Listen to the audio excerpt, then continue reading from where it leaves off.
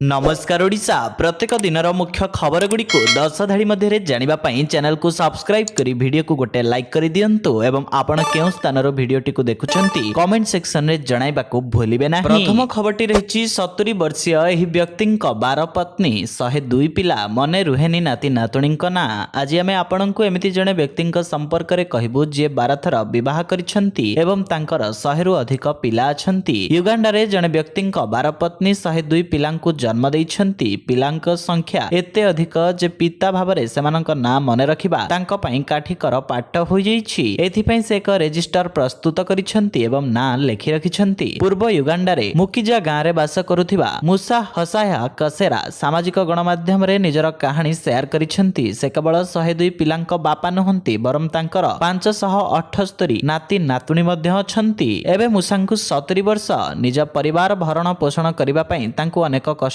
करबाकू पड़िछि। परवर्ती खबर रही मद पीबारे ओडिशा आगुआ। जनवरी रु पुणी बढ़िबो बियर दर। सेप्टेम्बर मासरे बियर बोतल केन पिछा 10 टंका बढ़िथिला। 3 मास पूरी नाही मद्यपंक पॉकेट रु टंका टाणिबाकू सरकार पुणी योजना करिसेंती। जनवरी मासरु बियर पिछा पुणी 10 टंका बढ़ाइबे। सबठारु गुरुतर कथा हेउछि डिपोरे गच्छित थिबा बियर मार्केट को न छाड़ी दर बढ़िबा जाय चापी देबा चक्कर रे सरकार निजे सामिल बोली अभियोग होईछि। जहा खबर मिलिछि मद निगम पाखरे 9 लक्ष पेटी बियर गच्छित अछि। दर बढ़िले एथिरु अति कम रे सरकार पाखापाखि 90 कोटी टंका अधिक राजस्व पाइबे। राज्य रे दिनकु दिन बियर र चाहिदा बढ़िबारे लागिछि। विदेशी मद अपेक्षा बियर र बिक्री अधिक हेउथिबारु बियर बोतल ओ केन पिछा 10 टंका बढ़ाइबाकू अबकारी विभाग निष्पत्ति नेइछि। 2023 मसिहारे जीरो नाइट पई 60 कोटी टंकार मद बिक्री होइथिला। परवर्ती खबर रहिछि मंत्री बुझिबे जिला दायित्व। एणिकी मंत्री माने जिला कथा बुझिबे प्रशासन को अधिक क्रियाशील करी विकास कार्य को आगे नेबा और लोकंक समस्यार त्वरित समाधान पाई निज मंत्री परिषद सहयोगी को दायित्व बांटिछंती। मुख्यमंत्री मोहन चरण माझी उपमुख्यमंत्री और मंत्री मानंकु जिला प्रभारी मंत्री भाबे नामित करा जाई सेमानंकु विभिन्न जिला दायित्व न्यस्त करा जाईछि। मुख्यमंत्री कार्यालय पक्षरु जारी सूचना अनुसार मुख्यमंत्री श्री माझी 2 उपमुख्यमंत्री केभी सिंहदेव और प्रभाती परिडांक समेत अन्य 13 जन मंत्री को मोट 30 टी जिलार दायित्व न्यस्त करिछंती। परवर्ती खबर रही ट्रेन तले लुचि 250 किलोमीटर अतिक्रम कले युवक टिकेट काटिबाकू पाखरे टंका नथिला मात्र जहाँ भी हेले रास्ता अतिक्रम करिबार थिला तेणु युवक रचिले भयंकर उपाय। ट्रेन बगी तले और चक्का मझिरे रही से अतिक्रम कले 250 किलोमीटर बाट। ट्रेन र प्रखर शब्द रे भी से विचलित न होई अति सतर्कतार सह अतिक्रम करिछंती। एही बाट टिके हलचल हेले जीवन जीवार भय थिला मात्र पाखरे अर्थर अभाव युवकंकु निर्भय करि देइथिला। मध्य प्रदेशर इटारसीरु जबलपुर पर्यंत दूरता को युवक जनक एपरी भावे अतिक्रम करिछंती। ट्रेन टी जबलपुर स्टेशन निकटरे पहुंचिबा परे एही घटनार खुलासा होइथिला। पचरा उचरा परे टिकेट काटिबाकू पाखरे टंका नथिबारु एपरी करिथिबा युवक जनक कहिथिले। तुरंत युवकंकु काबू करी रेल विभाग को हस्तांतर करा जाईछि। परवर्ती खबर रहिछि राशन कार्ड धारी को नै बड़ सूचना देले जोगाण मंत्री। जोगाण मंत्री कृष्ण चंद्र पात्र देले बड़ सूचना। राज्य रे अछंती 40 लाख भूत राशन कार्ड धारी। प्रति जिल्ला रे लक्षरु 1.5 लाख भूत हिताधिकारी अछंती। वर्तमान सुधा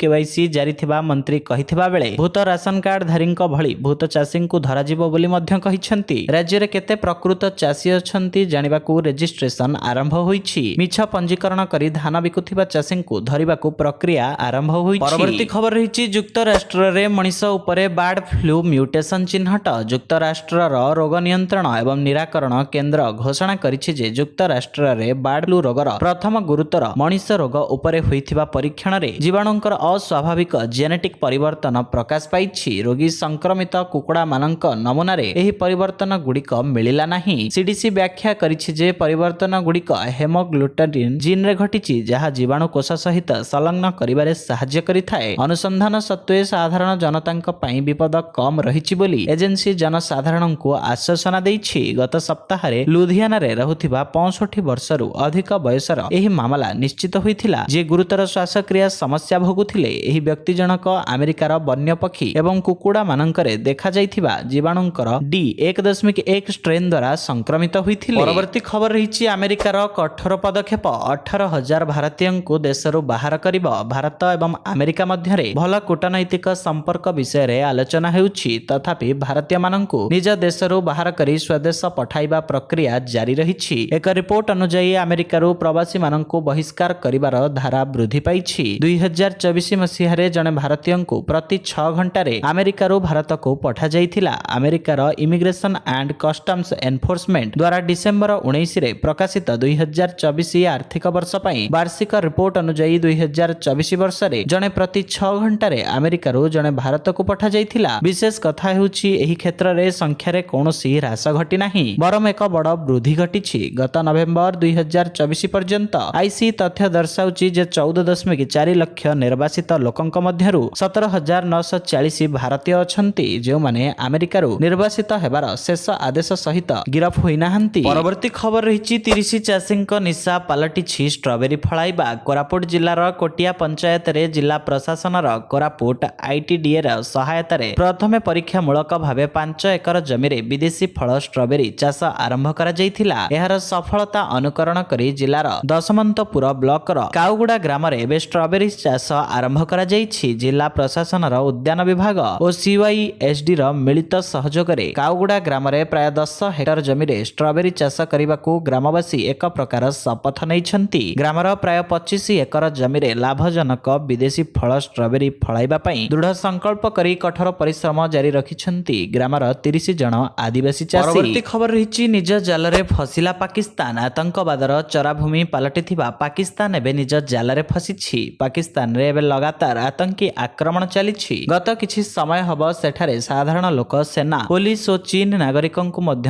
ହତ୍ୟା କରାଯାଉଛି। ଏହି କାରଣରୁ କିଛି ଦିନ ତଳେ ଆଫଗାନିସ୍ତାନ ଉପରେ ପାକିସ୍ତାନ କରିଥିଲା ଏୟାର ଷ୍ଟ୍ରାଇକ୍। ପାକିସ୍ତାନ କହିଥିଲା ଏହି ଆକ୍ରମଣରେ ଟିଟିପିକୁ ନଷ୍ଟ କରିବାର ଥିଲା। ତେବେ ତାଲିବାନ ଏହି ଏୟାର ଷ୍ଟ୍ରାଇକ୍ରେ ଖୁବ୍ ବିଚଳିତ ହୋଇପଡ଼ିଛି। ତାଲିବାନ କହିଛି ଆକ୍ରମଣରେ ଶିଶୁ ଓ ମହିଳାଙ୍କ ସହ 46 ଜଣଙ୍କ ମୃତ୍ୟୁ ହୋଇଛି। ଏହାର ପ୍ରତିଶୋଧ ନେବାକୁ 15,000 ତାଲିବାନ ଯୋଦ୍ଧା ପାକିସ୍ତାନ ଅଭିମୁଖେ ବାହାରି ସାରିଛନ୍ତି। ଏହାସହ ଆକ୍ରମଣର ମଧ୍ୟ ଘୋଷଣା କରିଦେଇଛି। ଫଳରେ ଏହା ଦକ୍ଷିଣ ଏସିଆରେ ଯୁଦ୍ଧର ପଦଧ୍ୱନି ବୋଲି କୁହାଯାଉଛି। ପରବର୍ତ୍ତୀ ଖବର ରହିଛି 1 ଲକ୍ଷ ଟଙ୍କା ଦେଉଛନ୍ତି ସରକାର। କେନ୍ଦ୍ର ସରକାରଙ୍କ ଦ୍ୱାରା କାର୍ଯ୍ୟକାରୀ ହୋଇଥିବା ଏଭଳି ଅନେକ ଯୋଜନା ରହିଛି ଯାହାକୁ ନେଇ ଅନେକ ଏଯାଏଁ ଅବଗତ ନାହାନ୍ତି। ଏହି ଯୋଜନା ସମ୍ବନ୍ଧରେ ଜାଣିଲେ ଅନେକ ଲାଭ ମିଳିପାରିବ। ଅନେକ ଜନ କଲ୍ୟାଣକାରୀ ଯୋଜନା ମଧ୍ୟରେ ଗୋଟିଏ ହେଉଛି ପ୍ରଧାନମନ୍ତ୍ରୀ ଜନ ମନ ଯୋଜନା 2024। ଏହି ଯୋଜନାରେ ପ୍ରଥମ କିସ୍ତିରେ ଲୋକଙ୍କୁ ପୁରା 1 ଲକ୍ଷ ଟଙ୍କା ଯୋଗାଇ ଦିଆଯାଉଛି। ଏହି କିସ୍ତି ଟଙ୍କାରେ ଆଦିବାସୀ ବର୍ଗର ହିତାଧିକାରୀ ଆବାସ ଯୋଜନାରେ ଘର ତିଆରି କରିପାରିବେ। ପ୍ରଧାନମନ୍ତ୍ରୀ ଜନମନ ଯୋଜନା ପାଇଁ ସରକାର 24,000 କୋଟି ଟଙ୍କା ଖର୍ଚ୍ଚ କରିବେ, ଯାହାଦ୍ୱାରା 200 ଜିଲ୍ଲାରେ 4,90 ଲକ୍ଷ ପରିବାରକୁ ସହାୟତା ଯୋଗାଇ ଦିଆଯିବ। ପ୍ରତ୍ୟେକ ଘର ତିଆରି ପାଇଁ 2.3 ଲକ୍ଷ ଟଙ୍କା ଖର୍ଚ୍ଚ କରାଯିବ। ମୋଟାମୋଟି ଭାବରେ କହିବାକୁ ଗଲେ ଏହି ଯୋଜନା ଆଦିବାସୀଙ୍କୁ ଅଗ୍ରାଧିକାର ଦିଆଯିବ। ପରବର୍ତ୍ତୀ ଖବର ରହିଛି ଚୀନର ନୂଆ ଯୁଦ୍ଧ ବିମାନକୁ ନେଇ ଛାନିଆ ଆମେରିକା ସମେତ ବିଶ୍ୱ। ଚୀନର ନବୀନତମ ଯୁଦ୍ଧ ବିମାନ ଦେଖି ଛାନିଆ ବିଶ୍ୱ। ଷଷ୍ଠ ପିଢ଼ିର ଏହି ବିମାନର ଉଡ଼ାଣର ଭିଜୁଆଲ ସୋସିଆଲ ମିଡିଆରେ ଭାଇରାଲ ହେଉଛି। ଚୀନର ଏହି ବିମାନ ପ୍ରଥମ ଥର ପାଇଁ ଗୁରୁବାର ତାର ଉଡ଼ାଣ ଭରିଛି। ଏବେ ମଧ୍ୟ ଏହି ଜେଟ୍କୁ ନେଇ ବହୁ ତଥ୍ୟ ସାମ୍ନାକୁ ଆସିନାହିଁ। ତଥାପି ଏହାକୁ ନେଇ ଚିନ୍ତାରେ ଆମେରିକା ସହ ସାରା ବିଶ୍ୱ। ଚୀନର ସୋସିଆଲ ମିଡିଆ ନେଟୱାର୍କରେ ନବୀନତମ ଯୁଦ୍ଧ ବିମାନର ଉଡ଼ିବାର ଫଟୋ ଓ ଭିଡିଓ ଭାଇରାଲ ହେବାରେ ଲାଗିଛି। ତେବେ ଏହି ଟପ୍ ସିକ୍ରେଟ ପ୍ରୋଜେକ୍ଟ ସମ୍ପର୍କରେ ଚୀନ ସବୁ ତଥ୍ୟ ଗୋପନୀୟ ରଖିଛି। ତଥାପି କୁହାଯାଉଛି ଏହା ଅତ୍ୟାଧୁନିକ ଜ୍ଞାନ କୌଶଳରେ ପୂର୍ଣ୍ଣ। ତେବେ ଏହି ଯୁଦ୍ଧ ବିମାନକୁ କୌଣସି ଅଫିସିଆଲ ନାଁ ଦିଆଯାଇ ନାହିଁ, କିନ୍ତୁ ସେନାବଳ ଭିତରେ ଏହି ଜେଟ୍କୁ ବାଇଡ୍ ବା ହ୍ୱାଇଟ୍ ଏମ୍ପାୟାର କୁହାଯାଉଛି। ରିପୋର୍ଟ ମୁତାବକ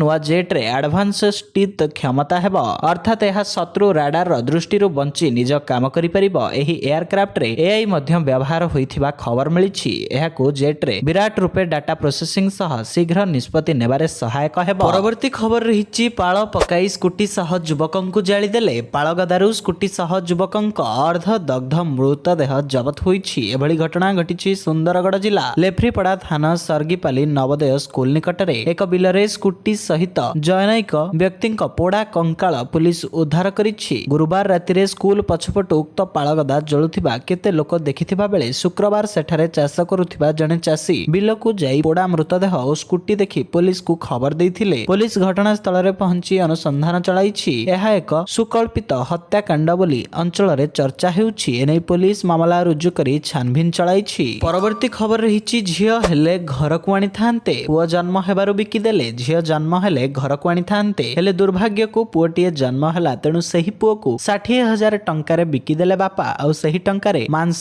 କିଣି ରାତିରେ ଭୋଜି କଲେ। 30,000 ଟଙ୍କା ଡାଉନ ପେମେଣ୍ଟ ଦେଇ ଗୋଟିଏ ବାଇକ୍ କିଣିଲେ। ସେହି ଘଟଣା ପ୍ରଚାରିତ ହେବା ପରେ ଧରା ପଡ଼ିଯିବା ଭୟରେ ଘରେ ତାଲା ପକାଇ ଲୁଚି ଲୁଚି ବୁଲୁଛନ୍ତି ବାଲେଶ୍ୱର ଜିଲ୍ଲା ବସ୍ତା ଥାନା ନଟାକଟା ପଞ୍ଚାୟତ ହଦମୌଦ ଗାଁର ଶାନ୍ତି ବେହେରା। 3 ବର୍ଷ ତଳେ ମୟୂରଭଞ୍ଜ ଜିଲ୍ଲା ରାସଗୋବିନ୍ଦପୁର ବ୍ଲକ ତୋଟାପଡ଼ା ଗାଁର ଧର୍ମ ବେହେରାଙ୍କୁ ଦ୍ୱିତୀୟ ବିବାହ କରିଥିଲେ। ପୂର୍ବରୁ ଶାନ୍ତିଙ୍କର ଏକ ଶିଶୁପୁତ୍ର ଥିବାବେଳେ ଧର୍ମଙ୍କୁ ବିବାହ କରିବା ପରେ ଆଉ ଏକ ପୁତ୍ର ସନ୍ତାନ ଜନ୍ମ ହୋଇଥିଲା। ଶାନ୍ତି ତୃତୀୟ ଥର ଗର୍ଭବତୀ ହୋଇଥିଲେ। ତେଣୁ ସ୍ୱାମୀ ଧର୍ମ ତାଙ୍କୁ 19 ତାରିଖରେ Baripada PRM medical college and hospital ନେଉଥିଲେ। ପତ୍ନୀଙ୍କୁ କଥା ଦେଇଥିବା ଧର୍ମ ସତକୁ ସତ ଶିଶୁ ପୁତ୍ରକୁ ବିକି ଦେଇଥିଲେ। ପରବର୍ତ୍ତୀ ଖବର ରହିଛି ମହିଳାଙ୍କୁ 14 ଥର ଛୁରୀ ଭୁସି ହତ୍ୟା କଲା ପିଜା ଡେଲିଭରି ବୟ। ଆମେରିକାର ସେଣ୍ଟ୍ରାଲ ଫ୍ଲୋରିଡାରେ ଏକ ପିଜା ଡେଲିଭରି କରୁଥିବା ମହିଳା ଜଣେ ଗର୍ଭବତୀ ମହିଳାଙ୍କୁ ହତ୍ୟା କରିଛନ୍ତି। ଆପଣଙ୍କୁ ଆଶ୍ଚର୍ଯ୍ୟ ଲାଗିଲେ ବି ଘଟଣାଟି ସତରେ ଘଟିଛି। ଟିପ୍ ଦେବା ନେବାରୁ ଆରମ୍ଭ ହୋଇଥିବା କଳି ପାଇଁ ପିଜା ଦେବାକୁ ଯାଇଥିବା ମହିଳା ଜଣଙ୍କ ଜଣେ ଗର୍ଭବତୀ ମହିଳାଙ୍କ ହୋଟେଲ ରୁମ୍ରେ ପଶି ତାଙ୍କ ପେଟରେ ଛୁରୀ ଭୁସି ଦେଇଥିବା ନେଇ ଖବର ସାମ୍ନାକୁ ଆସିଛି। ପିଜା ଡେଲିଭରି କରୁଥିବା ବ୍ରିଏନା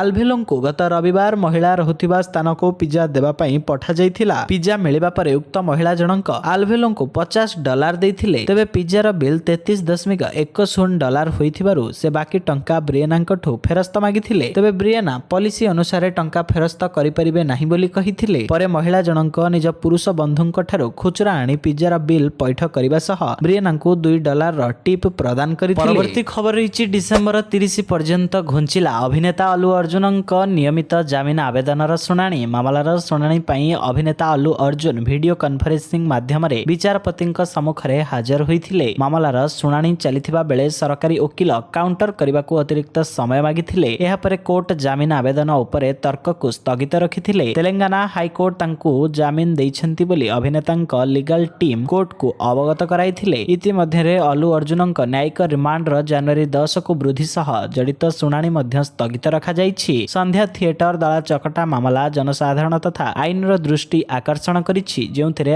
ଅଭିନେତାଙ୍କ ଜାମିନ ଆବେଦନ ଆଇନଗତ ପ୍ରକ୍ରିୟାର ଏକ କେନ୍ଦ୍ର ପାଲଟିଛି। ପରବର୍ତ୍ତୀ ଶୁଣାଣିରେ ଉଭୟ ସରକାରୀ ଓକିଲଙ୍କ କାଉଣ୍ଟର ଏବଂ ନିୟମିତ ଜାମିନ ପାଇଁ ଅଭିନେତାଙ୍କ ଆବେଦନକୁ ସମାଧାନ କରାଯିବ ବୋଲି ଆଶା କରାଯାଉଛି। ପରବର୍ତ୍ତୀ ଖବର ରହିଛି ବର୍ଜ୍ୟବସ୍ତୁରୁ ଅଦ୍ଭୁତ କଳାକୃତି। ବର୍ଜ୍ୟବସ୍ତୁରୁ ଅନେକ କଳାକୃତି ପ୍ରସ୍ତୁତ ହୋଇଥିବା ଆପଣ ଦେଖିଥିବେ, କିନ୍ତୁ ଆଜି ଆମେ ଆପଣଙ୍କୁ ଏକ ଏମିତି କଳାକୃତି ଦେଖାଇବୁ ଯାହାକୁ ସମ୍ପୂର୍ଣ୍ଣ ରୂପେ ବର୍ଜ୍ୟବସ୍ତୁରୁ ପ୍ରସ୍ତୁତ କରାଯାଇଛି। ଏହା ହେଉଛି କଟକ ଜିଲ୍ଲାରେ, ଯେଉଁଠି ସଞ୍ଜୀବ ବିଶ୍ୱାଳ ନାମକ ଜଣେ କଳାକାର ବର୍ଜ୍ୟବସ୍ତୁରୁ ପ୍ରସ୍ତୁତ କରିଛନ୍ତି ପ୍ରଧାନମନ୍ତ୍ରୀଙ୍କ ପ୍ରତିମୂର୍ତ୍ତି। ଏହା ସମ୍ପୂର୍ଣ୍ଣ ରୂପେ ସ୍କ୍ରାପ୍ ସାମଗ୍ରୀରୁ ନିର୍ମିତ ହୋଇଛି। ପୁରୁଣା ନଟ୍, ସ୍କ୍ରୁ ଏବଂ ଜିଆଇ ତାର ବ୍ୟବହାର କରି ସଞ୍ଜୀବ ଯତ୍ନର ସହ ଧାତୁ ଖଣ୍ଡଗୁଡ଼ିକ ଏକତ୍ର କରି ପିଏମ୍ ମୋଦିଙ୍କ ପ୍ରତିମୂର୍ତ୍ତିକୁ ଜୀବନ୍ତ କରିଛନ୍ତି। ଫଳାଫଳ ହେଉଛି ଏକ ଚମତ୍କାର 4 ଫୁଟ ଉଚ୍ଚର ମୂର୍ତ୍ତି, ଯାହା ଉଭୟ କଳାତ୍ମକ ଦକ୍ଷତା ଏବଂ ସୃଜନଶୀଳତା ପ୍ରଦର୍ଶନ କରୁଛି। ପରବର୍ତ୍ତୀ ଖବର ରହିଛି ଜନତାଙ୍କ ପାଇଁ ଖୁସି ଖବର। ଭାରତର ସାଧାରଣ ଲୋକଙ୍କ ପାଇଁ ଖୁସି ଖବର। ବର୍ଷ ଶେଷରେ ସୋରିଷ ତେଲ ମୂଲ୍ୟରେ ହ୍ରାସ ଦେଖିବାକୁ ମିଳିଛି। ଖାଇବା ତେଲ ମୂଲ୍ୟରେ ହ୍ରାସର କାରଣ ସ୍ଥାନୀୟ ତଥା ଆନ୍ତର୍ଜାତୀୟ ବଜାରରେ ଚାହିଦା କମ୍ ହେବା ଓ ବର୍ଦ୍ଧିତ ଉତ୍ପାଦନର ସ୍ତର ବୃଦ୍ଧି ହେବା। ଏଥିସହ ସୋୟାବିନ୍ ଏବଂ ରାଶି ତେଲର ମୂଲ୍ୟରେ ଅସ୍ଥିରତା ପରିଲକ୍ଷିତ ହୋଇଛି। ସମ୍ପ୍ରତି ସୋରିଷ ତେଲ ମୂଲ୍ୟରେ ହ୍ରାସ ସହିତ ତୈଳ ଓ ତୈଳବୀଜ ବଜାର ହ୍ରାସର ସମ୍ମୁଖୀନ ହେଉଛି। ସୋରିଷ ତେଲ ଅନେକ ପରିବାରରେ ଏକ ମୁଖ୍ୟ ଖାଇବା ତେଲ, ତେଣୁ ଏହାର ମୂଲ୍ୟ କମିବା ଖୁସିର କଥା। ଏଥିସହିତ ଚ୍ୟାନେଲରେ ନୂଆ ଥିଲେ ଆପଣଙ୍କ ଭଲ ପାଇବା ସଦୃଶ ଭିଡିଓକୁ ଗୋଟେ ଲାଇକ୍ କରି ଚ୍ୟାନେଲକୁ ସବସ୍କ୍ରାଇବ କରିଦିଅନ୍ତୁ। ଜୟ ଜଗନ୍ନାଥ।